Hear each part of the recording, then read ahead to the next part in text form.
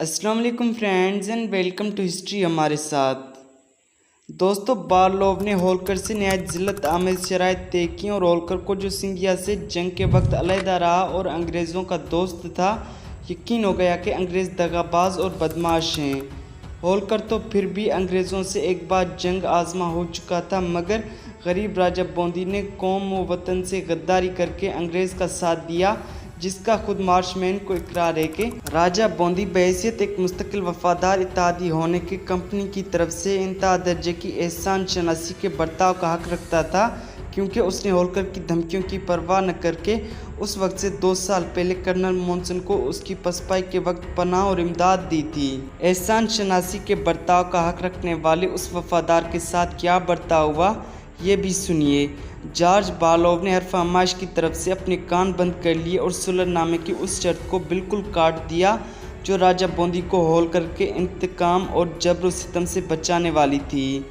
राजा जयपुर के साथ जो रविश इख्तियार की गई वो उससे ज़्यादा शर्मनाक थी, जिसने होलकर के मुकाबले में अंग्रेज़ों का साथ दिया था।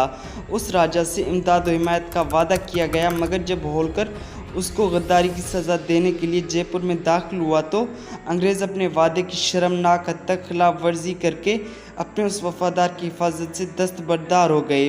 किस कदर लतफ़ की बात है कि कुछ अरसा पहले जब सुल्तान टीपू से छेड़खानी करना थी तो इसलिए ये बहाना तराशा गया कि चूँकि वो कंपनी के हलीफ राजा ट्रांकोर पर हमले का इरादा रखता है, लिहाजा उसकी हिफाजत के लिए सुल्तान पर यूरिश करना ज़रूरी है।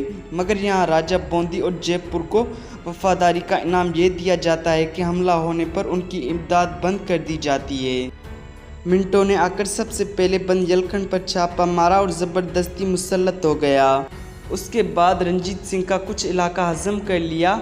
अब ये हरीस निगाहें हिंदुस्तान से बाहर की तरफ भी उठने लगी थीं। काबुल और ईरान में गुर्गे छोड़े गए और बरतानवी रेशा दवानियाँ शुरू हो गईं। जज़ायर मारिश और जावा पर चढ़ाई करके कब्ज़ा जमा लिया। ट्रांकोर और नागपुर पर भी अंग्रेज़ी तसल्लुत पूरी तरह कायम कर दिया गया।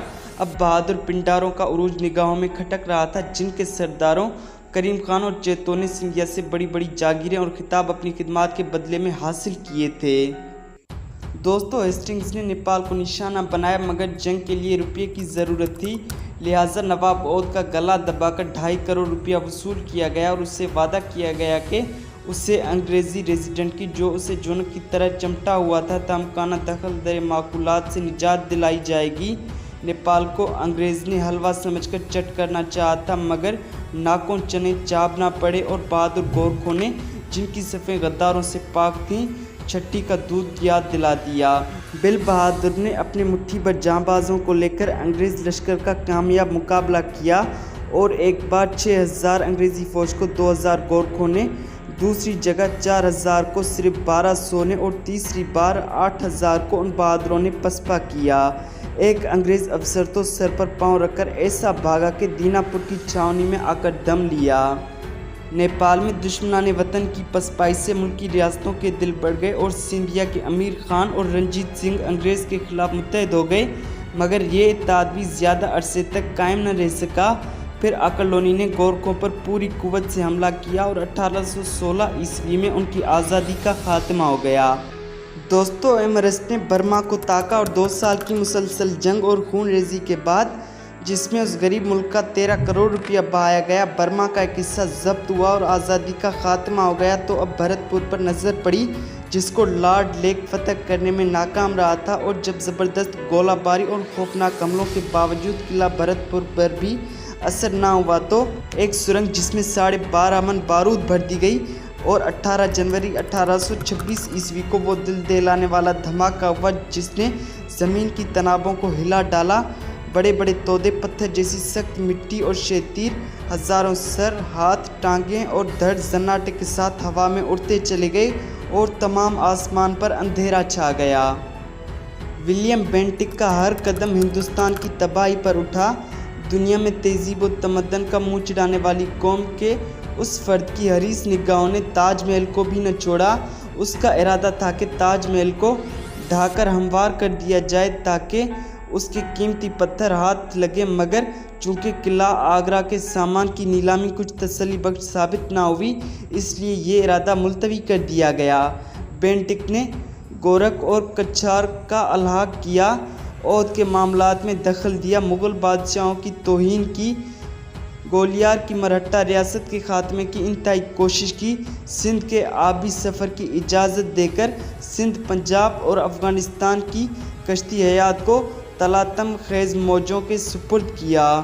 उसी ज़माने में सैयद अहमद बरेलवी ने अंग्रेज़ों के ख़िलाफ़ जिहाद का आलम बुलंद किया और अपने साथियों को लेकर सरहदी इलाकों में चले गए। उनकी तहरीक काफ़ी मकबूल भी हुई। उन्होंने गाज़ियों की एक फ़ौज भी तैयार कर ली, मगर अफसोस कि ये तहरीक सिर्फ मुसलमानों तक महदूद रही और फिर चूँकि उन्होंने अपना मरकज़ सूबा सरहद में बनाया, लिहाजा पहले सिखों से उलझना पड़ा। इसके अलावा बाज़ सरहद के पठान सरदार भी उनके मुकाबिल आ गए। नतीजा ये हुआ कि ये बेहतरीन और अनमोल ताकत तो इस तरह ज़ाया हो गई और मुल्क का असल दुश्मन बदस्तूर दनदनाता रहा। अलबत्ता उस तहरीक ने मुसलमानान हिंद के एक बड़े तबके को काफ़ी हद तक मुतासिर किया और उन्होंने बाद में भी बराबर अपनी सरगर्मियाँ जारी रखीं। चुनाचे 1857 ईस्वी में भी उस तहरीक के मुजाहिदीन, जिनको हज़रत शाह वलीउल्लाह देहलवी की तहरीक से मुतल्लिक और मुतासिर कहा जा सकता है, अक्सर जगहों पर पेश नज़र आते हैं और 1857 ईस्वी के बाद भी ये हजरात बराबर सरगर्म अमल रहे। ऑकलैंड की लालची नज़रें अफ़गानिस्तान की तरफ उठी, मगर जब चढ़ाई की गई तो आज़ादी के मतवाले अफ़गानों ने ऐसी ठुकाई की कि पूरी अंग्रेज़ फ़ौज का सिर्फ एक आदमी जिंदा बचकर आया।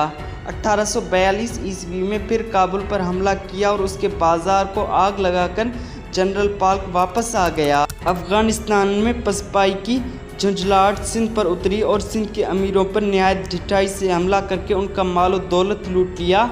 चार्ल्स नेपियर अपने रोज़नामचे में लिखता है, हमको उन अमीरों पर दबाव डालने के लिए सिर्फ किसी हीले की ज़रूरत है। जो हुकूमत ज़्यादा ज़बरदस्त है वो ज़ेर दस्त को हज़म कर लेगी।